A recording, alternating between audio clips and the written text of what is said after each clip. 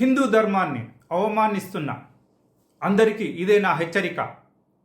నేను హిందువును, నేను సనాతనుణ్ణి. నా ధర్మంపై నాకు అపార నమ్మకము ఉంది, విశ్వాసము ఉంది. నేను ఇతర మతస్థులను అవమానించను మరియు కించపరచను కూడాను. అయితే నా ధర్మం దగ్గరికి ఎవరొచ్చినా నేను సహించను, భరించను కూడాను. ఇప్పటి వరకు నా ధర్మానికి చేసిన ద్రోహం, అన్యాయం అంతా ఇంతా కాదు.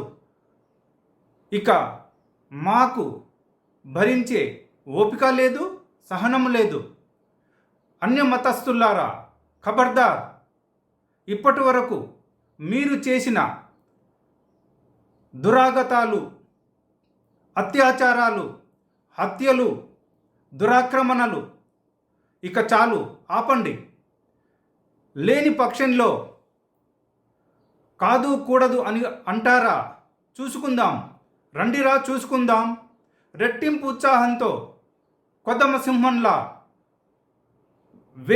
వెంటాడుతాండ్రా. ఓ రాక్షస మూకల్లారా, ఓ మూర్ఖుల్లారా, మీకు ఏమి ద్రోహం చేశాన్రా మేము? ఏం పాపం చేశాన్రా మేము మీకు? నరరూప రాక్షసుల్లారా,